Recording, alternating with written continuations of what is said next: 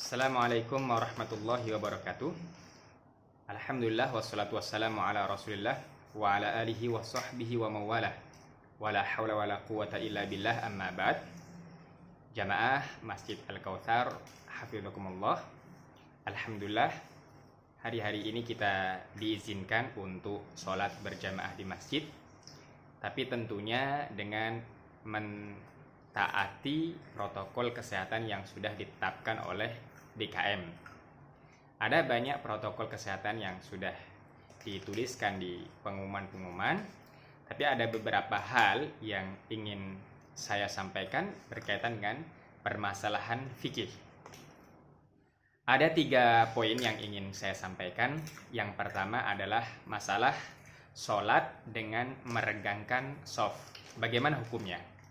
Pertama, kita harus mengetahui bahwasanya lurus dan rapatnya shaf itu diperintahkan.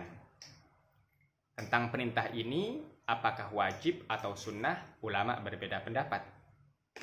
Ada ulama yang berpendapat bahwasanya merapatkan shaf hukumnya wajib, berdalil dengan sabda Rasulullah SAW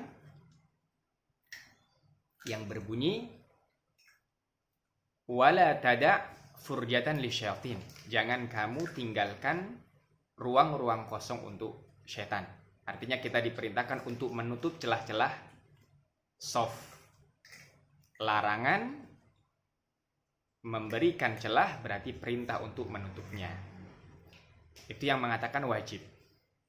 Tapi ada juga ulama lain yang memandang bahwasanya merapatkan shaf itu hukumnya sunnah. Sebab Rasulullah SAW bersabda, sawwu sufufakum fa inna taswiyatas shaffi min tamamis shalah.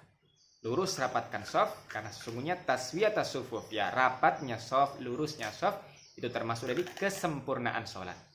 Namanya sesuatu sempurna berarti bukan inti. Kalau ada maka sempurna, kalau tidak maka tidak mengapa. Ala kulli hal, apapun itu, untuk yang mengatakan wajib, maka wajib ini gugur ketika ketidakmampuan. Dan bagi yang mengatakan sunnah, maka sunnah juga tidak masalah ditinggalkan. Mudah-mudahan bapak-bapak bisa memahami bahwasanya sekarang ini kita merenggangkan shaf itu entah kita meninggalkan wajib karena suatu alasan yang syar'i atau meninggalkan perkara yang sunnah. Kemudian masalah kedua adalah masalah sholat menggunakan masker. Pada dasarnya sholat itu kita diperintahkan untuk membuka wajah, sehingga kita sujud dengan menempelkan wajah kita di tempat sujud kita. Rasulullah SAW sabda, umirtu an asyuda ala sab'ati a'udhum. Aku diperintahkan untuk sujud di atas 7 anggota badan.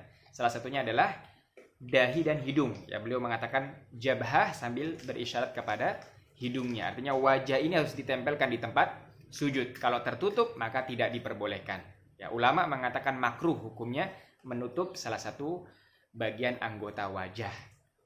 Tapi kalau karena suatu alasan yang syar'i, khawatir menularkan atau tertular, maka makruhnya ini hilang.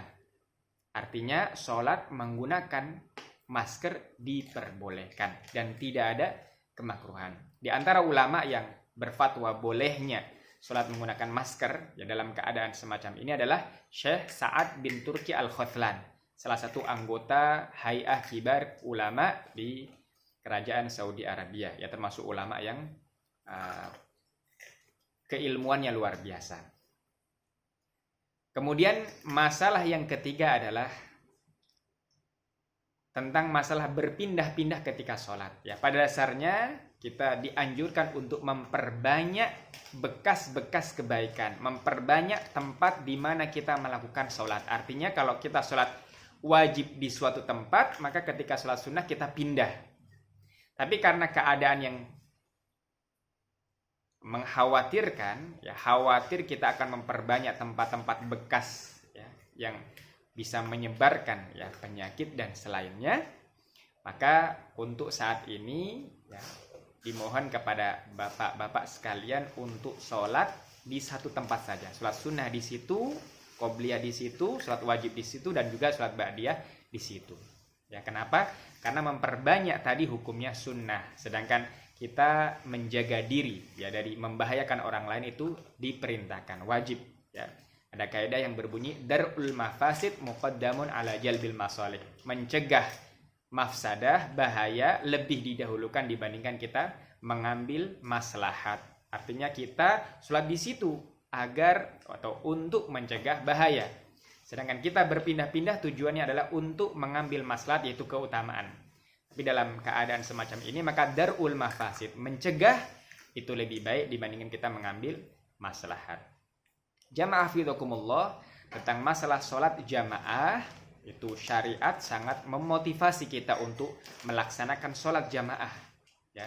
Bahkan Syekh Sulaiman Ar-Ruhaili beliau mengatakan bahwasanya agama Islam ini sangat mementingkan jamaah. Bahkan beberapa hal itu berubah untuk mempertahankan jamaah. Misalnya ya, sholat khauf, ya sholat dalam keadaan genting saat berperang. Maka diperbolehkan sholat dengan menenteng senjata. Ya, pada dasarnya sholat itu harus dengan keadaan sempurna. Tapi kalau untuk menjaga jamaah, maka sholat boleh jamaah dengan tetap menenteng senjata, pedang, panah, dan tombak atau selainnya.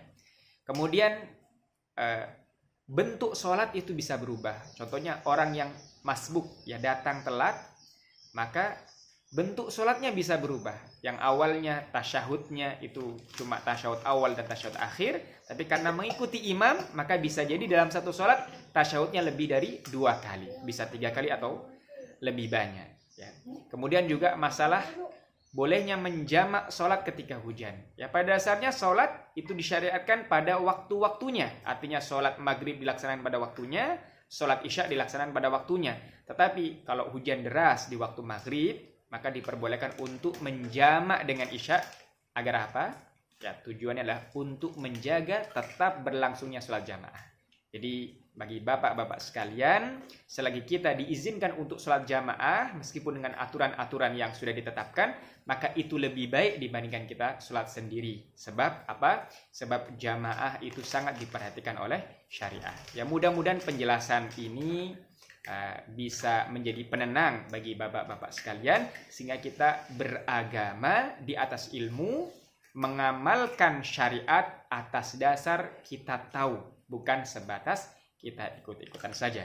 Kemudian kita sebagai orang awam, ya tentunya kalau ada masalah yang tidak ketahui, kita ada syariatnya, fas'alu ahla dzikri in kuntum la ta'lamun, bertanyalah kepada ahli zikir jika kalian tidak mengetahui. Juga kita diperintahkan untuk mentaati Allah, Rasulnya, dan juga ulil amri. Ya ayyuhalladzina amanu atii'ullaha wa atii'ur rasul wa ulil amri minkum. Wahai orang-orang yang beriman, taatlah kepada Allah, kepada Rasulnya, dan kepada orang yang memegang urusan dari kalian, yaitu ulama dan umara. Aku qouli hadza, mudah-mudahan bermanfaat, kurang lebihnya mohon maaf. Assalamualaikum warahmatullahi wabarakatuh.